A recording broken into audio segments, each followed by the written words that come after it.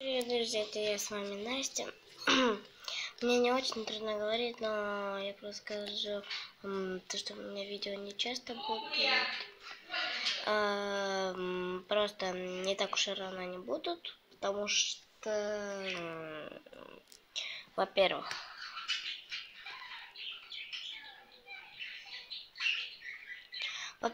потому что у меня пухли глаза, болят они у меня, да. Первый уже практически прошел, только красненький. Второй заразился.